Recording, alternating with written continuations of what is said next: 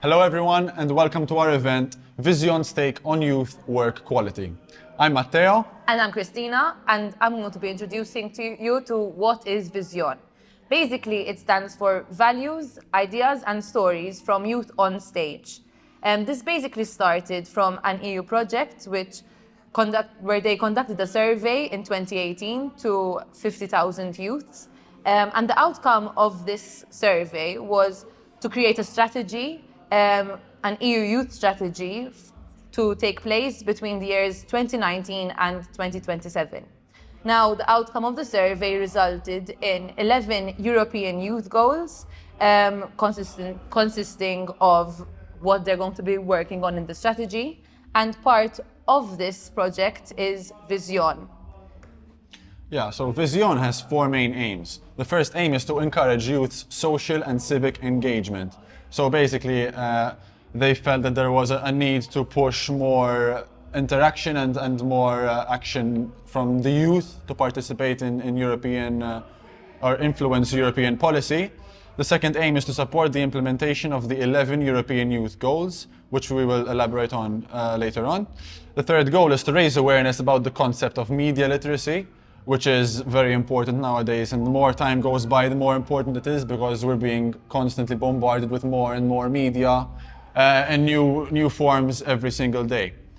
The fourth goal is to discover and master digital storytelling related strategies. And this is why one of the main goals of this project is to produce 11 short films, obviously focusing on the 11 individual European youth goals. Now, this project is taking place in 8 countries, these 8 countries developing these 11 short films, and the Maltese partner is VisMedNet, which we are working with and forming part of. Now, the European youth goals consist of connecting EU with youths, encouraging youths to have a more engaged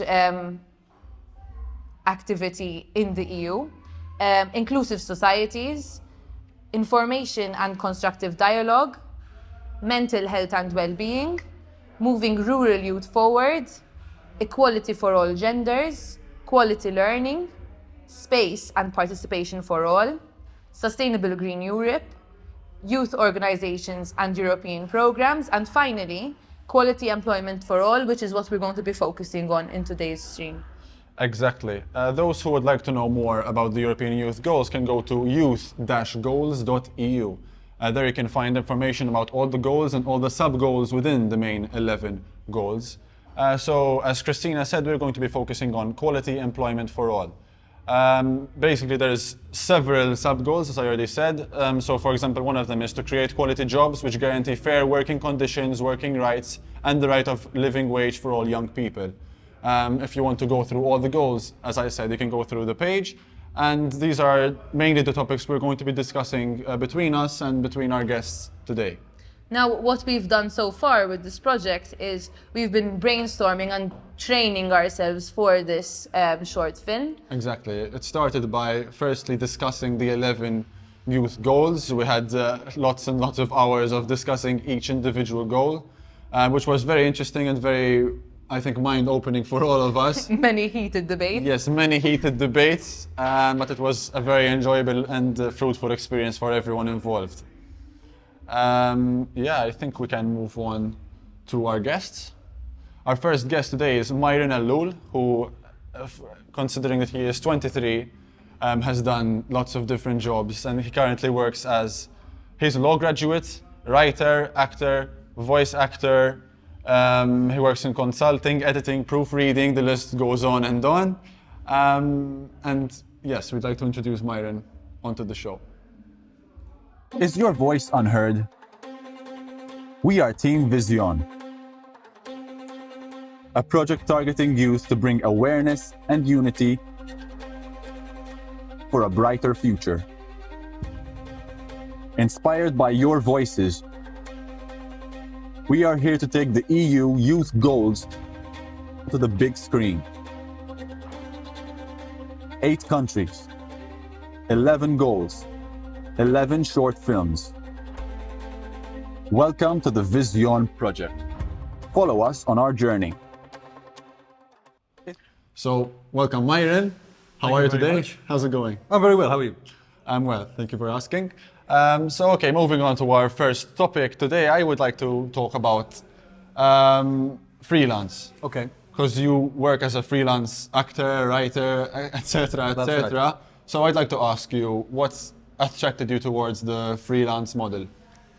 Sure. Okay. So I started freelancing about 5-6 years ago while I was doing my studies, while I was working, and I found that it was the best way to gain experience about something that might not necessarily be as accessible in terms of its own educational goal, or whether or not it's actually sustained in terms of a proper career in this specific country. But what I chose to do is to go into freelance doing what I love. So, as you mentioned, it's acting, it's writing, it's editing, and these are things that, to one extent or another, I always try to keep contact with. So, these are things that I still do to this day, and I try to balance them out with what I do for a day job. But at the end of the day, if given the opportunity to be able to do them for a longer term, I would absolutely take it. I agree with everything you said, because I myself also work as a freelance actor, Absolutely, as you yeah. know. And I think it's a very interesting way of doing things, especially in your case when you have also a full-time job with it, right? Yeah, that's right. So for my full-time job, I work as a compliance manager, which is very different to the rest of the freelance. So Exactly. with that, there's the analytical, serious work, and then there's the creative work. And I feel it's good to have a bit of both. Exactly. I Absolutely. think it creates balance, right, in your life. It does. It creates balance. At the same time, it is still work. Exactly. So there is that risk of letting it get a bit out of hand, because you forget that, yes, it is something that you're doing for fun, but at the same time, it is something that you have deadlines on, and you are being pressured by whoever it is you're Exactly. trying to work with. So at the same time, it's about balancing what you love with what you need to do, as well as how much you enjoy it versus how much it's taking a toll on your day-to-day routine. Exactly. Because when you work full-time and you also work freelance, you have to balance out your schedule, Absolutely. which we both know can be quite a challenge, quite an interesting Something has to give. Usually it's sleep. Yeah, that's the unfortunate part, isn't it?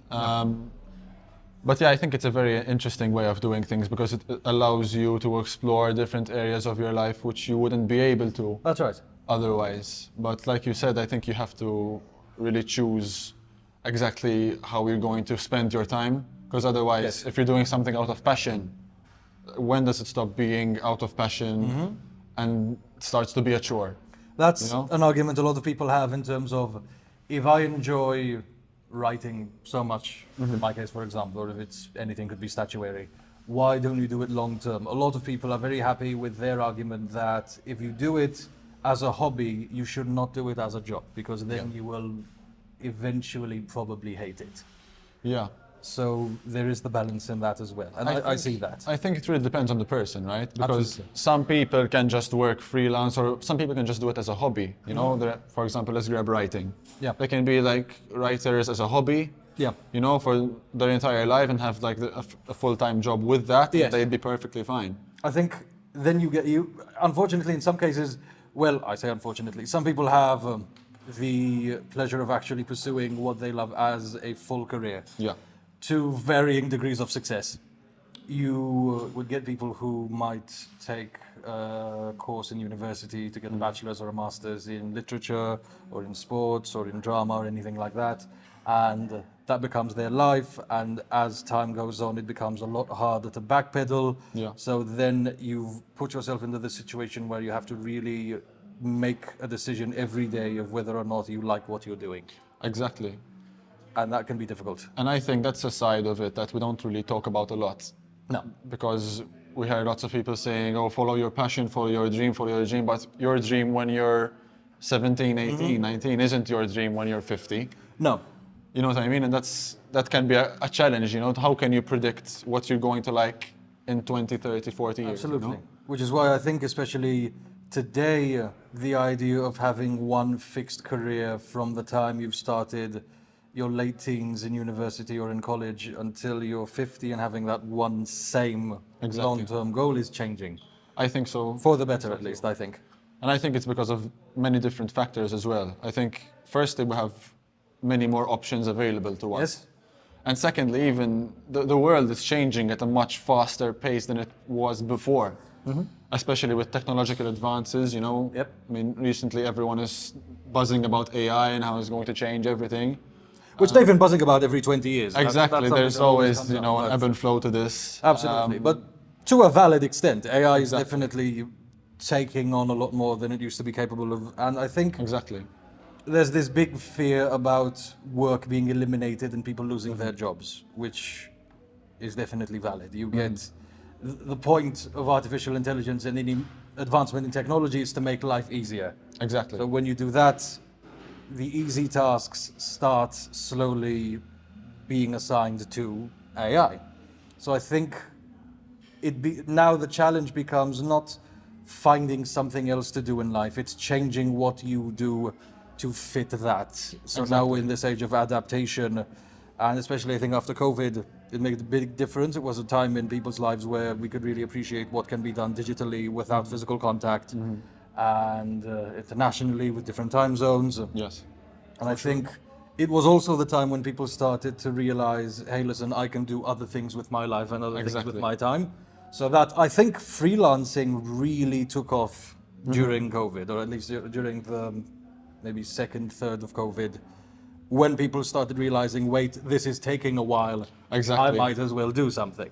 It's not just like a 6-month thing, you No. know, it's going to change things forever, Absolutely. I would argue. So yeah, Yeah, I think COVID did change everything for everyone, to be honest. And I think those people who were smart really took advantage of the lessons they learned during that time, you Yes. know? And I think those who didn't are worse off. yes, to some extent, not everyone's fault when that happens, because obviously not everyone has the luxury of being in an environment where they can actually take advantage Of course. of whatever opportunity is presented. For example, when cryptocurrency first became a massive hit, not everyone could get into that for whatever For sure. reason. But I think, especially when it comes to how the youth have been handling adaptation and change and how they focus on their career goals and what they do with their lives, recently there has been a significant shift. For sure.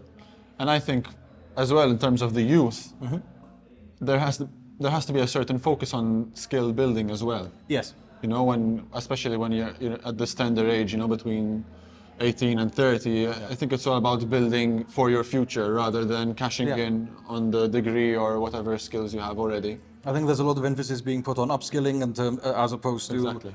having worked this exact quota in this one specific field in your life. Exactly. And I think especially there's a lot of universities which are now incorporating the sitting down at a desk and studying academically with practical experience, and there's more initiatives in terms of scholarships abroad and having practical work being done as part of your actual degree for whoever is going through a career that requires a degree.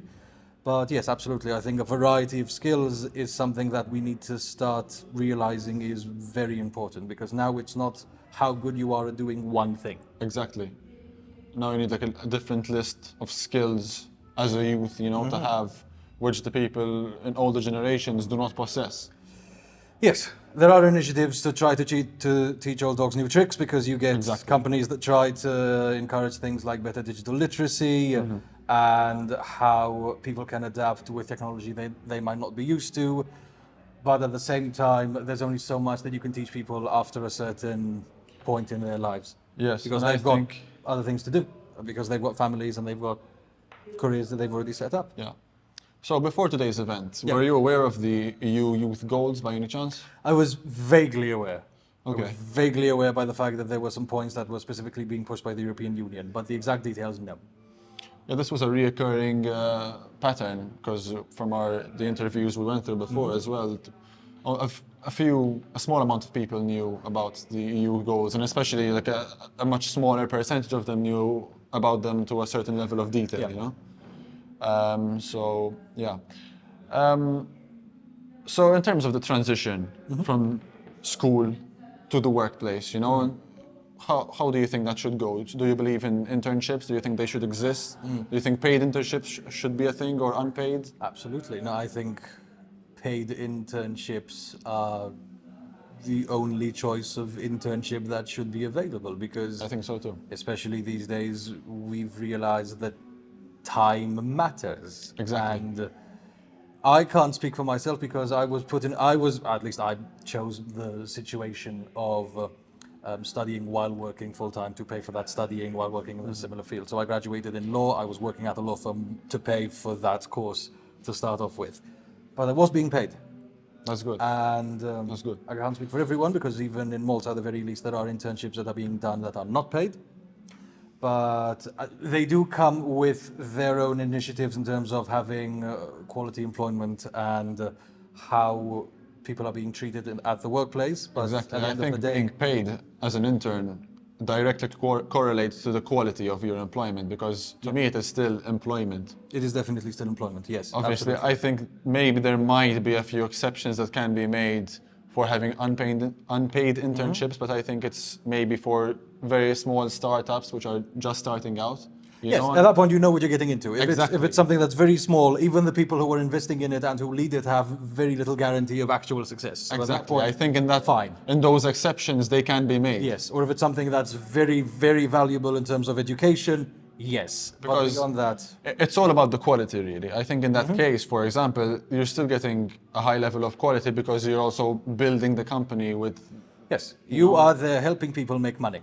Exactly. So it's only fair. Exactly. But I think you should be paid for the value you bring to the table as well. You know. Absolutely. So that's another part of having quality employment Mm-hmm. to me. So what other factors do you think are pertinent when it comes to quality employment? I think the term quality employment has changed, because up to a couple of years ago, quality employment meant fair maternity leave, and we leave it at that. We're happy. I think now there's a lot more focus on the mental well-being. I think that there's focus on physical well-being as well. It's the idea that now you see managers who are specifically hired to make sure that people keep the morale up, to make sure that they're healthy, that they're productive. Because if you're not motivated to do the work, and you know that no one's listening, and you know that you're just being asked to clock in and clock out and do what you're supposed to do, you are losing your productivity, you're potentially losing the company money, but at the same time, you are killing yourself. Exactly. I think both parties suffer in that case. You know? I think so. Because I think a good manager, or even a good CEO, makes sure that everyone in their company is happy with their job, or as happy as they can be, right? Because There are from some the jobs side- that are a bit less enjoyable than others, which is Exactly. absolutely fair enough. Exactly, but from the side of the employer, a happy worker is a productive worker. Yes. From the side of the employee, I mean, you don't want to go to a job which you hate for the rest of your life. You know what I mean? Or for any duration of time. You know, I think life is too short for that. No, I think there are initiatives being taken in terms of experimenting with things like hybrid work, or fully remote work, or the 4-day work week, and that's fair enough. There are companies who are giving a much higher priority to making sure that they have occupational therapists and people there to check on you, and good human resources. So things are happening. Yes, but I think they're only happening at the forefront of these leading, cutting edge companies, you Yeah. know, which have maybe the luxury to experiment with these things Yes, and to it implement. has to these. start somewhere. It's a very slow process. It's nowhere near perfect. Yeah. That's absolutely true. Yes. So I think it has to be enforced on some companies, through policies and to protect both That's true. youths and non-youthful Yes, people. that's where obviously things like the European Union come in to make sure that those things are given a minimum standard that people should adhere to, and I think that's Exactly. absolutely fair enough. Exactly. So, I mean, going back to internships, Yep. in terms of being paid, some people discuss being paid, for example, through the experience you're getting and Yep. through what you're learning, but I think people will still learn regardless of being interns or not. Okay, when you're an intern, I think you learn more because it's the beginning stages of your career. However, I don't think it's much of an excuse. No, I think with that, the current time that we live in is a great opportunity because of globalization and digitalization. We have the opportunity to take every single minute of our lives as an opportunity to learn and to experience and to upskill and things like that. So as far as that's concerned, yes, I think there's very little excuse in terms of your own initiative of what you can go for and how far you can push yourself. So I can agree with that. Agreed. Thank you very much, Myron. My pleasure. Thank you so much for having me. I appreciate it. Thank you.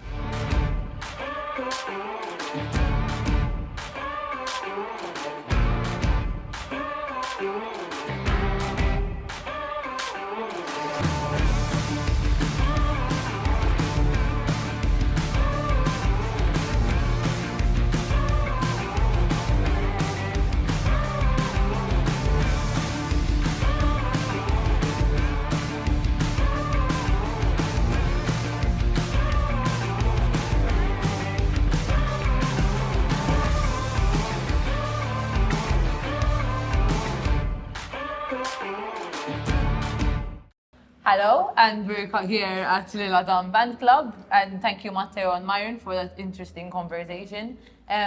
I'm here with Matteo. Tell us a bit about yourself. So, thank you for having me. I am a psychology graduate. I'm currently doing my master's in Gestalt psychotherapy. I currently started my own startup in mental health. I launch tomorrow. Nice, good luck. Thank you. So that's a bit about my education and also my current employment.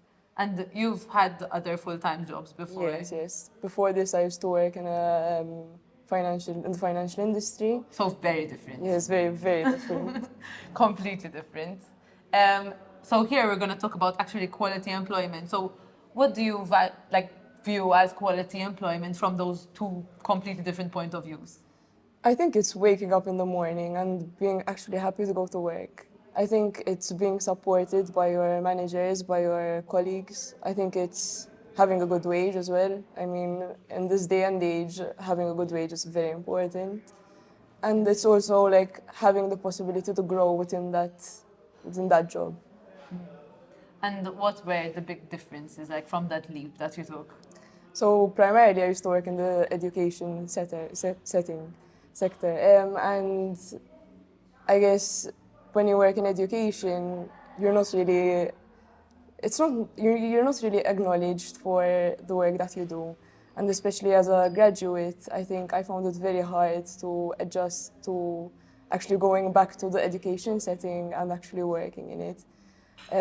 But then when I started within the financial industry, I worked in a big company, and I think the quality of employment was very much different because you have more opportunities, especially since being a graduate. I think the first thing people ask is, do you have any experience? And obviously, having gone from a full-time course to starting working, I never had any experience.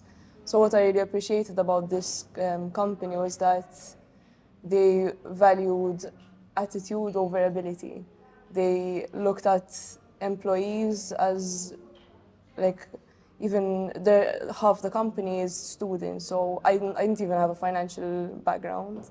So I think that was the main difference, I feel like. And you said quite a big point, a lot of people, they say that it's a starting role and then they require 2 years of experience at least.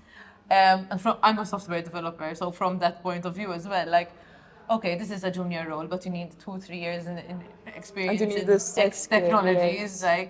It's something that comes up a lot. But then Myron and Matteo actually mentioned internships as well. What are your opinions on that? I think students, when they're setting out, I think an internship is good to start, but I also feel like they need to be acknowledged for it. So I was mentioning this company I used to work in. It's not like a paid internship, but they teach you when you know nothing about the job, but they still pay you quite a good wage. Mm-hmm. So I think it's balancing both the learning aspect, but also giving the acknowledgement to the employee. Actually, do you know about the EU-driven job opportunities that there are going on? No, I've never heard of it. Because that's something as well, that we saw in the interviews. There isn't a lot of awareness of the projects that the EU is actually putting forth. We had actually discussed how a lot of the projects that we see around will have the EU logo, but you never actually really like realize it's an EU driven. I don't think there is much awareness about it. In fact, let's go to an EU Youth Goals video, which gives our viewers some more information about it.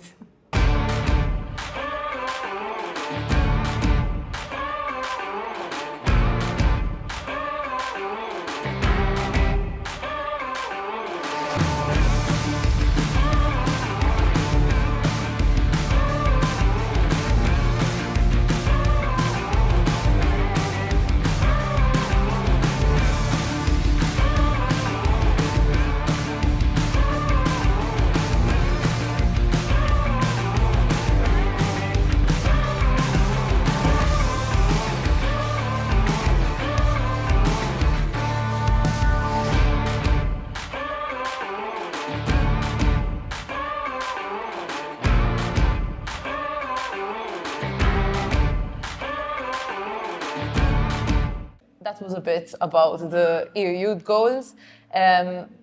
We were talking about the quality employment for all. Something that I noticed with a lot of people, as in even in the Maltese culture, is that they push people to go for that stable 9-to-5 job. Yes. Because I guess that's what they view as quality employment, like the stability, the progression, that you know that like the insurance package, everything. As someone who's experienced with both, Yes. what are your thoughts on this? So I think growing up, we're kind of given this vision, this mentality that you have to have a stable job, you have to work with an employer, you have to follow this path in your life. And I feel like we're not really taught much about actually starting your own business, for instance.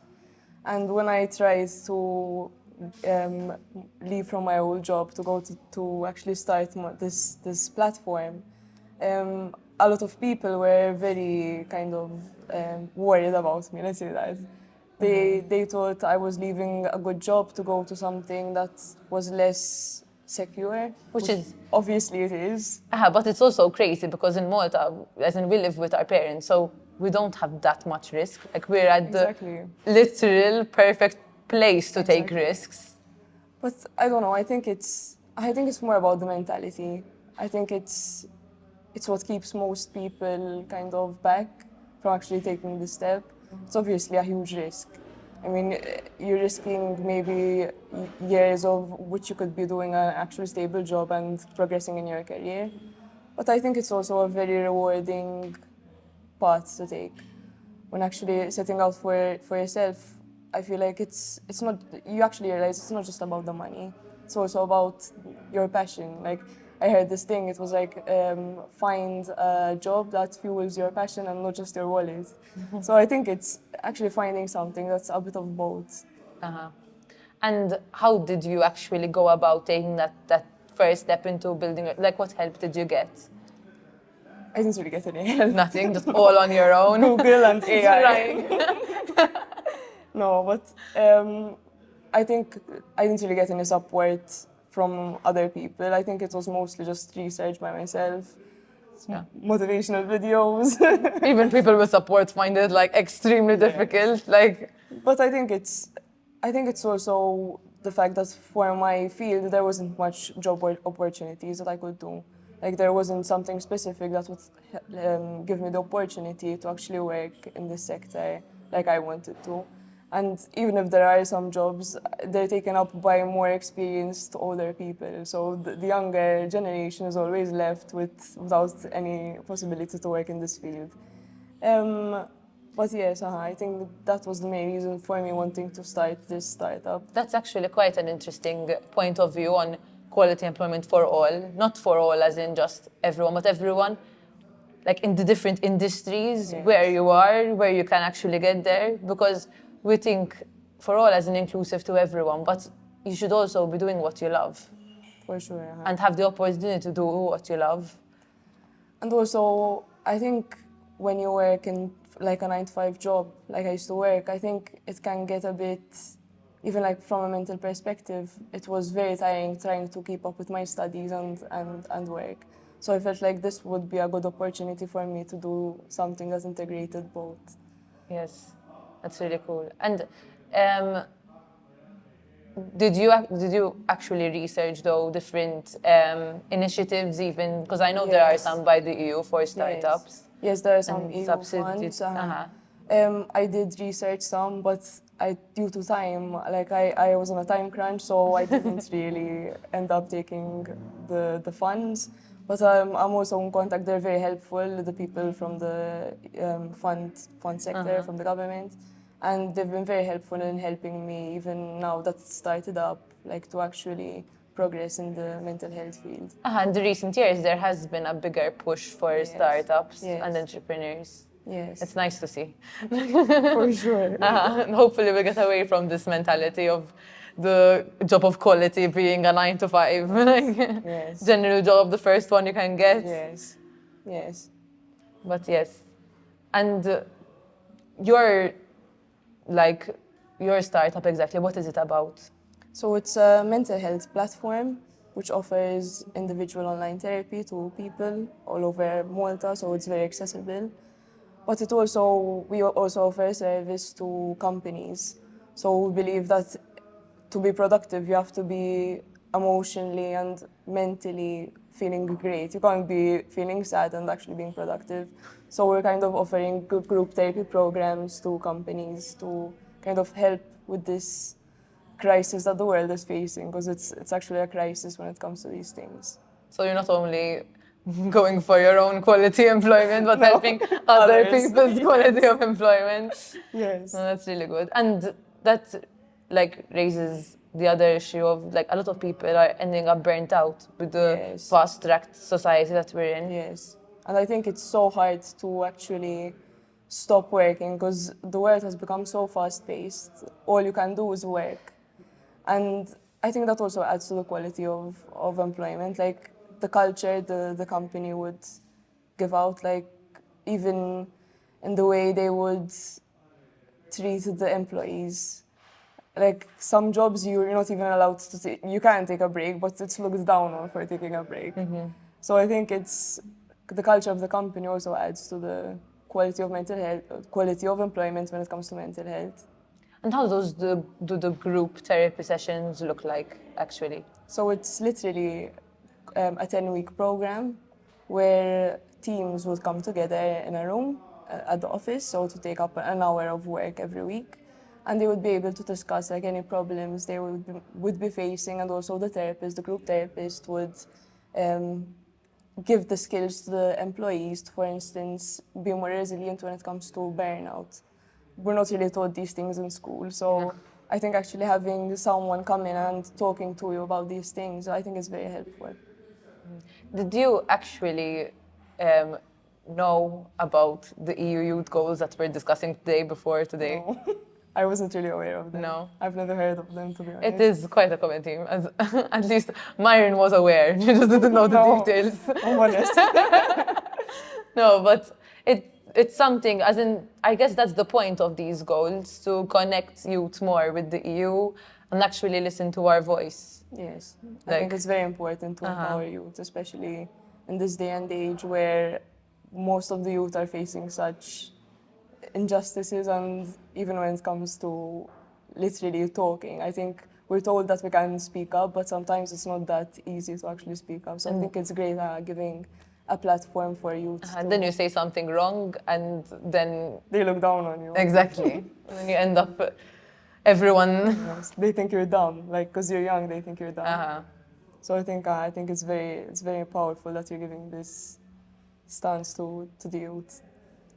But we're here building our own companies from Yes. scratch on our own. And you said like you didn't seek help from the EU for, in this case, for a startup. But have you ever been part of any EU projects themselves? I wouldn't say like directly part of any EU project, but now recently I've been looking into, there's a mental health awareness campaign that's going around in Europe, and I've been looking into actually like being a part of that and helping out in that way. That's really cool because you gain experience Exactly. for your job, and as in it's something you love. Awareness, exactly. plus it's helpful. There isn't enough value on mental health nowadays. Like, Yes, it should be as important as physical health. of course. I believe that entirely, for sure. But slowly we're getting there. Thanks to people like you as well. So a lot of people, like what would you actually say to people who don't necessarily like think about mental health or even talk about it or feel weird when they want to actually go seek help? I think I believe I've recently looked at it, 1 in every 5 youths are depressed, and 79% of workers are struggling with mental health issues. So I think what I would say is that there's no shame in seeking therapy. Like, doesn't mean you have a problem, and even if you do, I mean, everyone has problems. I believe even I have problems. But I think I think there shouldn't be shame in seeking therapy. It's not just about fixing something, it's about getting better.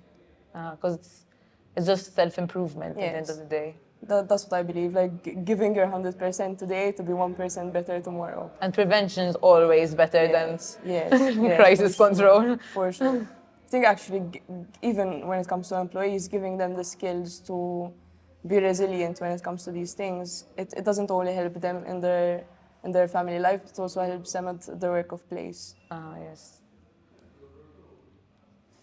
And building a sustainable life, which I think all these EU youth goals tackle. Like, it's just creating a sustainable environment, including everyone, and making sure just the world is a better place. Yes, I believe that. And I think inclusion, especially when it comes to different cultures that Malta has now been kind of receiving and experiencing. I think inclusion, in my old job, for instance, we had different cultures, and they all had if they needed to pray, they had their own spaces. So I think it's very important. No, thank you very much. Thank you. It was very nice speaking to you. And we move on. Thank you.